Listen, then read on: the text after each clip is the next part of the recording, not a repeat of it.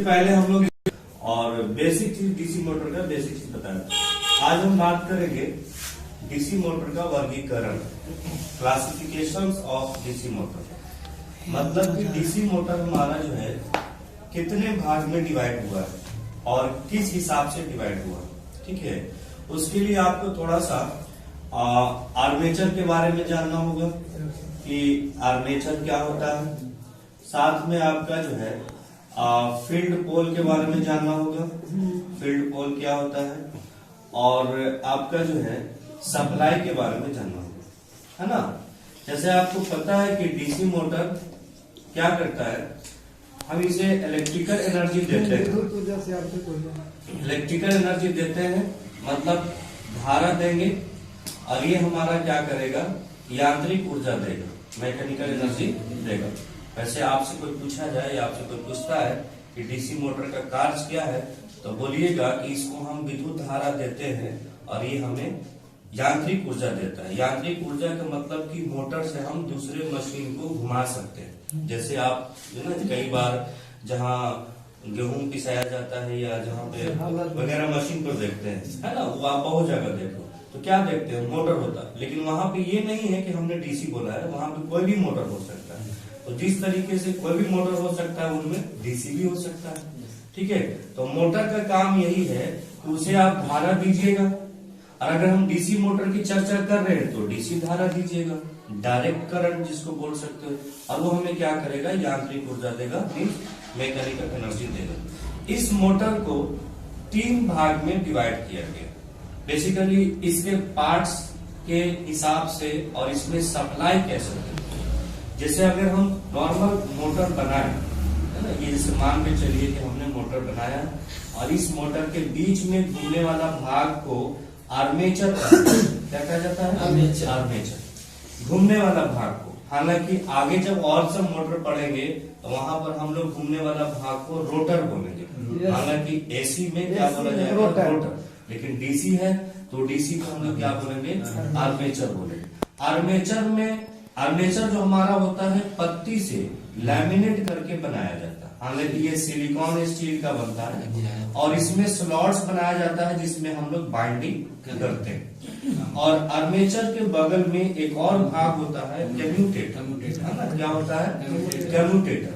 और इस कम्यूटेटर को पहले हम यहाँ से सप्लाई टर्मिनल बॉक्स में देंगे, टर्मिनल बॉक्स से हम कार्बन ब्रश को होते हुए धारा देंगे।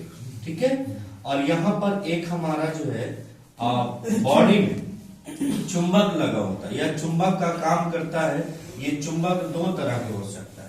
एक होता है हम क्या कर सकते हैं, इसमें हम कास्ट स्टील को, लोहा पत्ती को साट करके पोल बना दें, और पोल बनाने के बाद इसमें हम बाइंडिंग कर दें।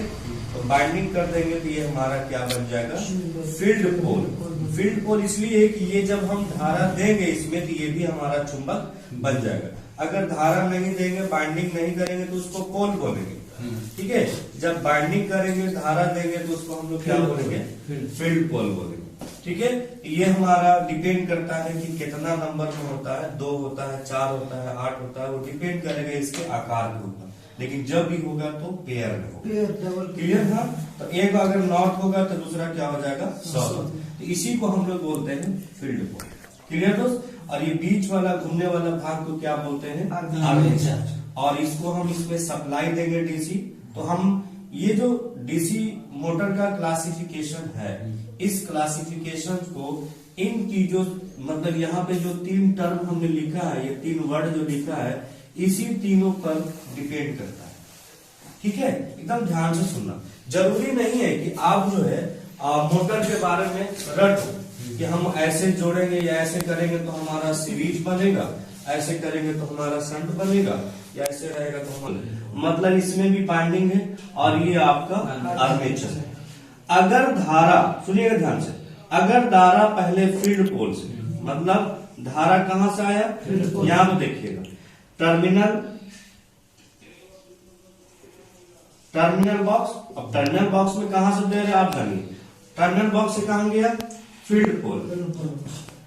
ठीक है, और फील्ड पोल से कहां गया, आर्मेचर में। टर्मिनल बॉक्स से फील्ड पोल में और फील्ड पोल से आर्मेचर में, चाहे जिस माध्यम से आप दो, अगर ये तीनों सीरीज में हुआ, क्या हुआ सीरीज में, तो इस वाले चीज को हम सीरीज मोटर बोलेंगे। क्लियर हो गया? ठीक है। अगर हम लोग जो है पहले यहाँ से धारा हमने बाइंडिंग में दिया, बाइंडिंग क्या करेगा, हमको चुंबक बनाएगा, हमें चुंबक की क्या है जरूरत है, आवश्यकता है। ठीक है। आर्मेचर क्या करता है, ये भी एक फील्ड बनाता है। तो अगर हम धारा पहले फील्ड पोल से होते हुए हम अगर आर्मेचर में देंगे तो वह वाला मोटर हमारा सीरीज मोटर कहलाएगा। याद रहेगा? दूसरा चीज, अगर टर्मिनल बॉक्स से दो तार निकाल दिया, एक हमने फील्ड के लिए और एक हमने आर्मेचर के लिए, एक हमने फील्ड, हमारा पैरेलल जा रहा है। क्या जा रहा है? पैरेलल जा रहा है। सुनिए ध्यान से, अगर हमारा धारा टर्मिनल बॉक्स से हो, टर्मिनल बॉक्स से पहले हम किसको दिया, फील्ड को, और फील्ड के बाद किसको दिया, आर्मेचर को, मतलब एक ही तार से ऐसे जोड़ दिया, तो हमारा सीरीज मोटर कहलाएगा, डीसी सीरीज मोटर। और अगर हमने यहां से दो तार निकाल दिया, एक दे दिया फील्ड पोल को और एक दे दिया आर्मेचर, तो वो हमारा शंट मोटर कहलाएगा। अब जैसे मान के चलो कि हम कोई सामान आप लोग दे रहे हैं, तो हमने एक हाथ से इसको दे दिया और दूसरे हाथ से इसको दे दिया, ये क्या हो गया, दो भाग में डिवाइड हो गया, मीन्स पैरेलल मूवमेंट। और अगर हमने क्या किया कि इसी को दिया, उसके बाद फिर अगले बंदे को दे दिया, दूसरा हमने, ये हमारा सीरीज है ना। मतलब कि यहाँ से धारा फील्ड बाइंडिंग को और फील्ड बाइंडिंग से आर्मेचर को, तो सीरीज मोटर। और अगर हमने आधा धारा इधर आधा उधर, या जैसा रिक्वायरमेंट है, आधा नहीं बोल सकते, जैसा रिक्वायरमेंट है उसी हिसाब से दो भाग में बांट दिया, तो हमारा शंट मोटर कहलाएगा। अगर हमारा जो है, ध्यान से सुनिएगा, अगर हमने क्या किया, तीन तार निकाला, यहां से टर्मिनल बॉक्स में एक धारा निकाला, फील्ड बाइंडिंग में गया और फील्ड बाइंडिंग से आर्मेचर में गया। दूसरा चीज, एक और हमारा ऐसा धारा है कि डायरेक्ट आर्मेचर में गया, तो हम क्या देखेंगे, ये सीरीज भी हो रहा है और ये पैरेलल भी हो रहा है, मतलब सीरीज भी हो रहा है और पैरेलल भी हो रहा है। उस प्रकार के मोटर को हम लोग कंपाउंड मोटर बोलेंगे। क्या बोलेंगे? उस प्रकार के मोटर को कंपाउंड मोटर बोलेंगे। एक बार हम रिपीट कर रहे हैं, ध्यान से सुनिए, है ना, याद रखना है इसको, एकदम कुछ ज्यादा मुश्किल नहीं है। हमारे मोटर हो या डीसी जनरेटर हो, तीन चीज इसमें होता है। या हम लोग कई बार पढ़ चुके हैं कि अगर ये मशीन हमने बनाया, ठीक है दोस्त, इस मशीन में हमने घूमने वाला भाग को आर्मेचर नाम दिया, ठीक है, और उसके बॉडी में फिट है पोल, इसको हम लोग नाम दिया फील्ड पोल, और ये आपका क्या है, टर्मिनल बॉक्स है, मतलब यहां से सप्लाई आ रहा है, ठीक है, सप्लाई आ रहा है या स्रोत बोल सकते। आपके पास डीसी मोटर है, मोटर का मतलब धारा दीजिएगा तब ना ये घूमेगा, तो धारा की व्यवस्था करना पड़ेगा ना, तो धारा दीजिएगा, तो यहां भी धारा देना है, यहां भी देना है, यहां देना है फील्ड चुंबकीय क्षेत्र बनाने के लिए, यहां भी चुंबकीय क्षेत्र बनाने के लिए, दोनों तरफ चुंबकीय क्षेत्र बनता है, लेकिन दोनों तरफ देना, मतलब कि घूमने वाला भाग में भी देना है और स्थिर भाग में भी देना। ये सिंगल नहीं है, ये इस तरह के से हो सकता है, ऐसे घूमने, ऐसे भी है, मतलब इस तरीके से 4 भी हो सकता है, 8 6 भी हो सकता है। देखिए इस तरीके से है, मतलब सभी में धारा आपको देना है, और बीच में ये घूमने वाला भाग है आर्मेचर, मतलब ये इसमें भी धारा देना है।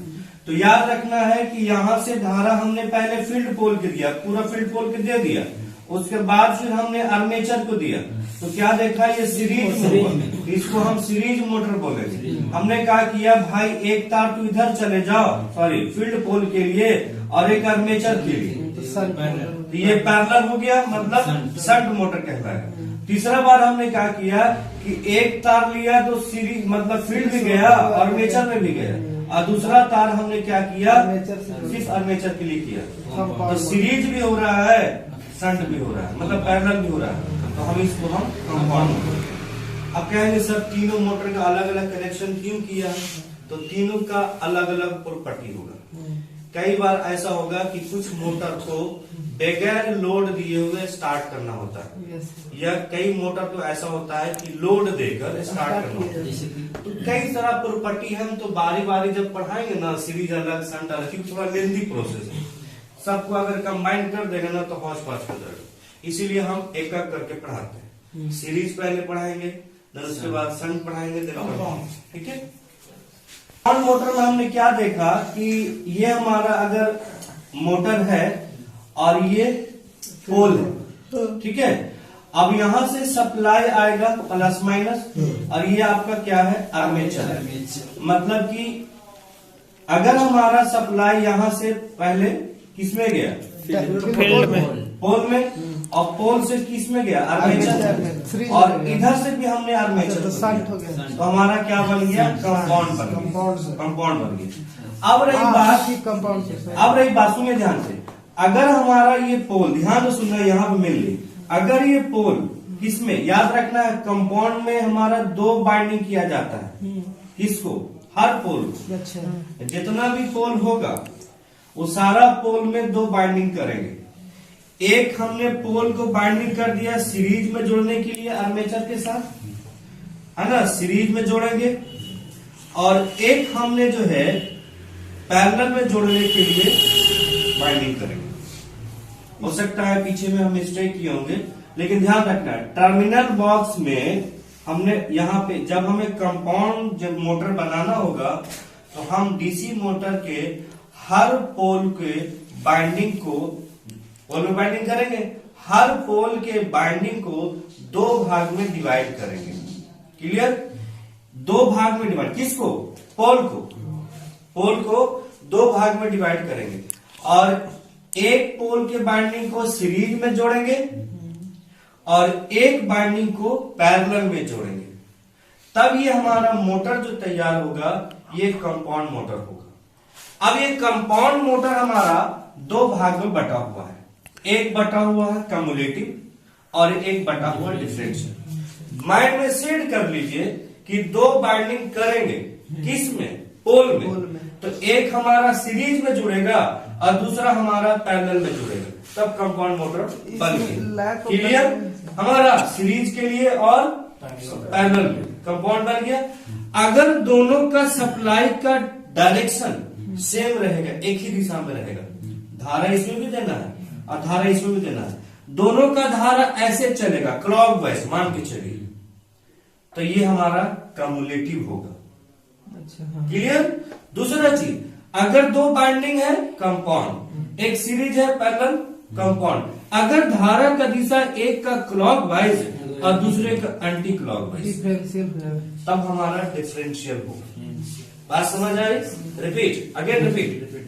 हाँ, देखिए ध्यान से, हमने क्या किया कि कंपाउंड मोटर बनाने के लिए जो हम पोल स्थापित करते हैं उस पोल पर 2 बाइंडिंग स्थापित करेंगे, एक हमने सीरीज के लिए और एक हमने पैरेलल के लिए, तब हमारा ये मोटर कौन सा बनेगा, कंपाउंड मोटर बनेगा। अगर दोनों बाइंडिंग का धारा सेम दिशा में होगा, मीन्स क्लॉकवाइज होगा, तो ये हमारा चुंबकीय फ्लक्स का दिशा एक जैसा होगा, और चुंबकीय फ्लक्स जब जुड़ेगा, ऐड होगा, तो वो हमारा कम्युलेटिव होगा। तो हम अगर चुंबकीय फ्लक्स से अभी याद नहीं करते हैं, ज्यादा हौच पौच लग रहा है, तो आप खाली ये समझिए कि दोनों का धारा अगर सेम दिशा में प्रवाह करेगा तो वो हमारा कम्युलेटिव होगा। अगर दोनों में से किसी दूसरे, मतलब दोनों का दिशा विपरीत होगा, दोनों धारा का दिशा डायरेक्शन विपरीत होगा, अपोजिट होगा, मतलब एक क्लॉकवाइज, जरूरी नहीं है कि ऊपर का क्लॉकवाइज करे, किसी का भी क्लॉकवाइज, मतलब डायरेक्शन अलग होना चाहिए। जब डायरेक्शन अलग होगा तो इसके द्वारा बनता हुआ जो चुंबकीय क्षेत्र होगा, मैग्नेटिक फील्ड होगा, उसका भी दिशा चेंज रहेगा। तो जब दिशा चेंज होगा, डायरेक्शन चेंज होगा, है ना, तो उसको हम लोग क्या बोलेंगे, डिफरेंशियल कंपाउंड मोटर। क्लियर हो गया। अब हमारा कम्युलेटिव में 2 प्रकार का बटा हुआ है, सुनिएगा, long shunt cumulative compound motor और short shunt cumulative long cumulative में क्या है, दोनों का डायरेक्शन सेम। कम्युलेटिव में क्या है, दोनों का डायरेक्शन सेम। अब अगर एक में बाइंडिंग ज्यादा है और एक में बाइंडिंग कम है, जिसमें बाइंडिंग ज्यादा है अगर उसको आप पैरेलल में जोड़ दिया है, सुनिएगा, जिसमें बाइंडिंग ज्यादा है डायरेक्शन सेम, कंपाउंड पहले कैसे दो भाग में बांटा, दोनों का दिशा सेम किया तो कम्युलेटिव।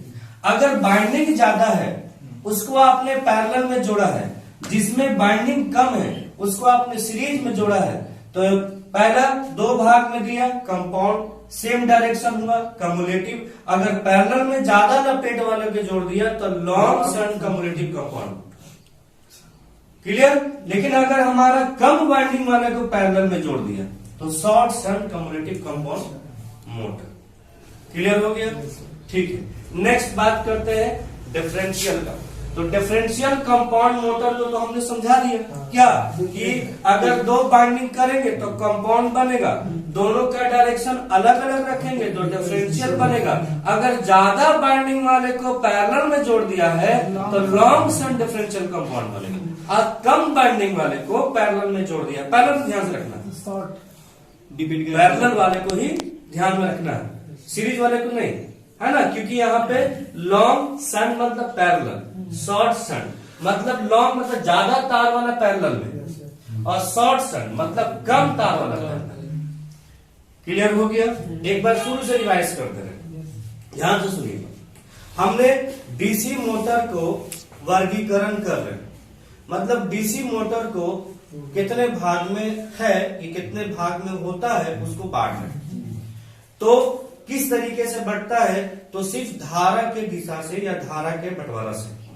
हमारे पास इसमें दो मेन भाग होता है, एक होता है आर्मेचर और एक होता है फील्ड वाइंडिंग, जिससे दोनों से हमें चुंबकीय क्षेत्र ही लेना होता है मेन। क्लियर।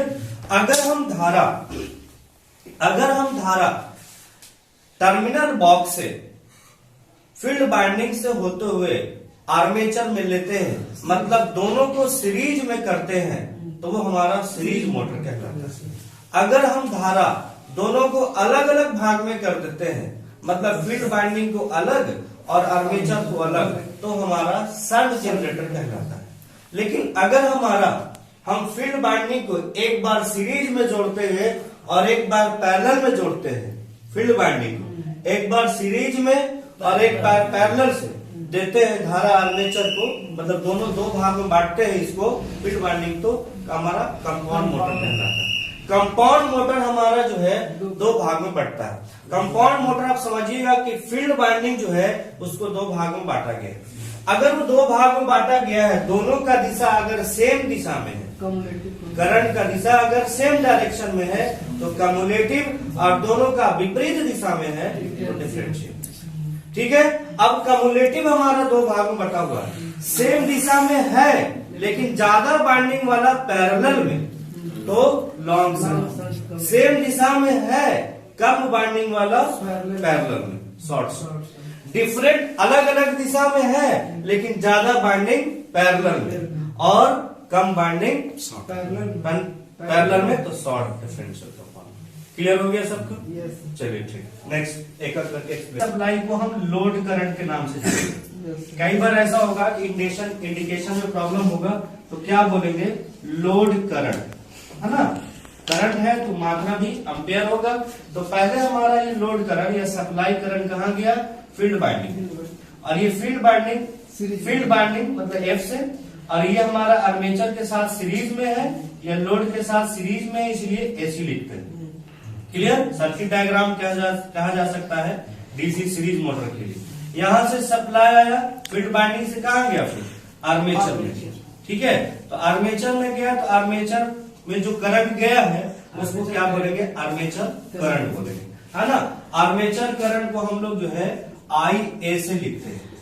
कई बार ऐसा होता है कि हम लोग इंडिकेशन नहीं जानते हैं और न्यूमेरिकल में दिक्कत होता है, तो आर्मेचर करंट, जो आर्मेचर में करंट गया है उसको हम लोग IA। जब करंट जाएगा, बाइंडिंग है, कॉपर का बाइंडिंग रहे चाहे एल्यूमिनियम का बाइंडिंग रहे, तार लपेटा हुआ है बाइंडिंग में मतलब आर्मेचर में, तो उसमें प्रतिरोध भी लगेगा, तो उसको हम लोग जो है आर्मेचर प्रतिरोध या आर्मेचर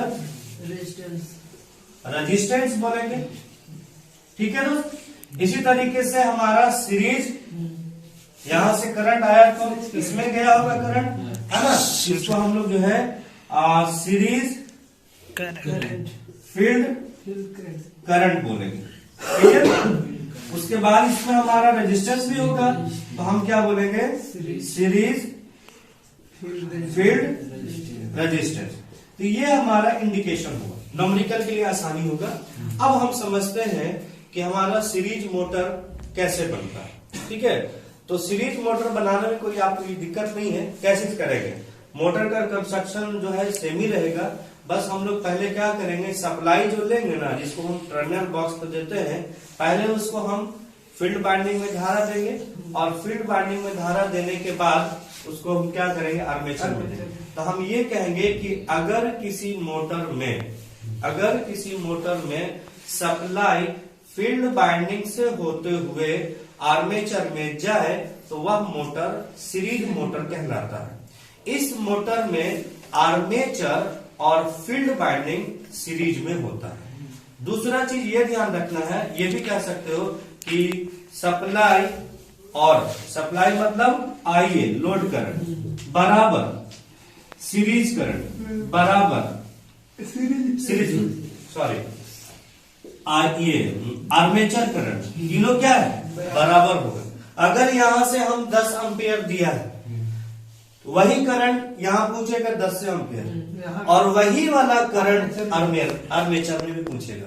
तो हम कहेंगे कि हमारा सीरीज मोटर में लोड करंट या सप्लाई करंट बराबर होता है फील्ड करंट के, बराबर होता है आर्मेचर। कई बार क्वेश्चन ऐसे पूछ लिया, किसी डीसी सीरीज मोटर में 5 एम्पियर हमने सप्लाई दिया, तो बताइएगा कि आर्मेचर में करंट कितना होगा, तो 5 एम्पियर, क्योंकि सीरीज मोटर में करंट क्या होता है, सेम होता है, वही रहता है ना, इसीलिए वही। ये भी ध्यान रखना है कि इसका जो बाइंडिंग होगा ना, सीरीज मोटर में एक ध्यान रखिएगा, इसका जो बाइंडिंग होगा वो कम लपेट में होगा। रीजन बताएंगे, कम लपेट में, और साथ में जो तार होगा ना, याद रखना है, कम लपेट और मोटा तार होगा। ये कई बार सवाल पूछ लेता है, सब मोटर में डिफरेंट करेगा ना, तीनों मोटर पढ़िएगा ना तो कंफ्यूजन हो जाएगा, इसलिए पहले क्लियर करिए क्या कि सीरीज मोटर का फील्ड बाइंडिंग का तार लपेट जो होता है कम होता है। अगर और मोटर की अगर हम बात करें तो, और उसमें तार थोड़ा मोटा होता है। क्लियर हो गया। इसके बाद कई और पॉइंट पढ़ना है। ये तो आपको न्यूमेरिकल पोर्शन है, याद रखना। इसे आप ऐसे भी लिख सकते हो, हम जो है V होता है सप्लाई और Rn बराबर क्या होता है, V होता है आर्मेचर करंट या RAC, क्योंकि ओम का नियम कहता है ना, ओम का नियम क्या कहता है, V बराबर IR। यहाँ पे गलती कर रहे हैं ना, हम IR के जगह पे VL इंटू RL लिखेंगे, बराबर VAC इंटू RAC बराबर VA इंटू RL, ये भी लिख सकते हैं। ठीक है, ये हमारा न्यूमेरिकली पोर्शन हुआ, ध्यान में रखना है।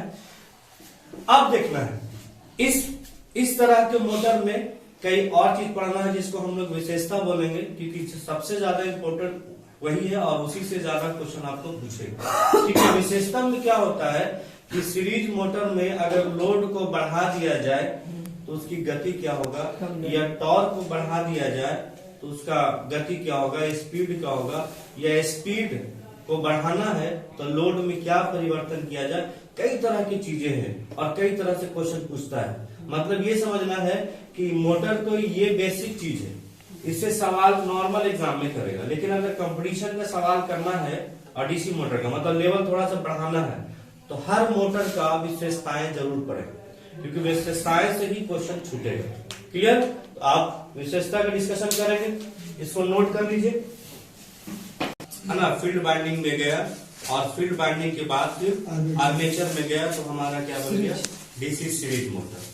और इस मोटर में हमारा जो बाइंडिंग होता है, फील्ड बाइंडिंग, वो मोटे तार तथा कम लपेट का होता है, ये बताया। अब इस मोटर का कुछ खूबियां हैं, विशेषताएं। पहले तो आप दिमाग में बैठा लीजिए कि इस मोटर को बगैर लोड दिए हुए चालू नहीं करना चाहिए। इस बगैर लोड नहीं। हाँ, क्योंकि इसका लोड अगर शून्य हो जाए, इसमें लोड दो तरह की बात होगी। पहली चीज को समझा देते हैं कि लोड एक तो हुआ लोड, एक हुआ लोड करंट। कई बार ऐसा दिक्कत होता है कि सर लोड बार बार बोल रहे लोड करंट। लोड करंट का मतलब हुआ कि हम सप्लाई जो दे रहे हैं उस करंट का मान घट सकता है, बढ़ सकता है, जो हम सप्लाई दे रहे हैं वो लोड करंट हुआ। और एक लोड सिर्फ बोला जाएगा जिसको हम भार बोलते हैं। ये मत सोचना कि इस मोटर पे आदमी को 2-4 को बिठा दे, नहीं। मतलब कि मोटर के द्वारा, जैसे अगर ये मोटर है, इस मोटर के शाफ्ट से या पट्टा से, जैसे आप लोग मशीन जहाँ देखते हैं मिल वगैरह में कि मोटर है, मोटर के पट्टा से दूसरे मशीन कनेक्ट कर दो, तो मशीन में गेहूं डालते हैं पीसने के लिए। अगर ये पट्टा से कनेक्ट कर दिया, उस मशीन में अगर गेहूं हमने नहीं डाला, जिसका मतलब लोड 0 है ना, ये पट्टा से कनेक्ट नहीं किया तो लोड 0 है। लेकिन हमने क्या किया, पट्टा से कनेक्ट भी कर दिया और उसमें खूब सारा गेहूं भर दिया, तो लोड बढ़ रहा है और भर दिया। कई बार ऐसा होता है कि बंद भी हो जाता है। धान जब कुटाता है तो रुक जाता है। हाँ, पहले धान कुटाता है। तो ये हम वहां पे ये मत सोचना कि ये डीसी सीरीज मोटर होता होगा। हमने कोई भी मोटर की बात कर रहे हैं और यहाँ पे हम लोड आपको समझा रहे हैं कि लोड किसको कहते हैं। तो लोड का मतलब मशीन के द्वारा, ये मोटर के द्वारा जो मशीन चला रहे वो मशीन हमारा लोड हो गया।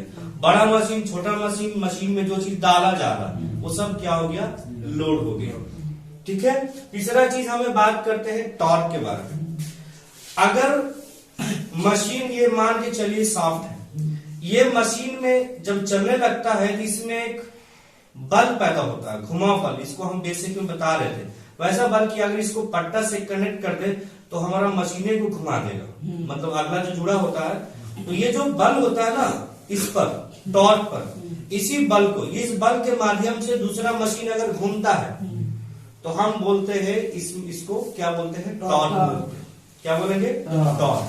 याद रखना, टॉर्क किसको, इसको घुमाव बल भी बोल सकते हो, टॉर्क बोल सकते हो। ठीक है। तीसरा हमारा इसमें आता है स्पीड, गति, क्योंकि इसमें रोटेशन है, यांत्रिक ऊर्जा है, तो गति की भी बात होगा। तो मतलब डीसी सीरीज मोटर में ये 3 मेन कैरेक्टरिस्टिक्स है, विशेषताएं हैं। पहला विशेषता है क्योंकि 2 चीजों से कंपेयर किया जाता है। पहला विशेषता है टॉर्क और लोड, मतलब घुमाव बल और लोड, मतलब इसमें से मोटर से दोबारा जो हमें ताकत मिल रहा है और हम दूसरा मशीन उसको चला रहे, उसका लोड, ये दोनों का विशेषता है। तो ध्यान रखिएगा, पहले इसको समझाते हैं। डीसी सीरीज मोटर में अगर हमारा लोड कम है तो टॉर्क भी कम होगा। ध्यान रखना, डीसी सीरीज मोटर में अगर लोड कम है तो टॉर्क भी, ये टॉर्क को टी से लिखते हैं, टॉर्क भी कम होगा।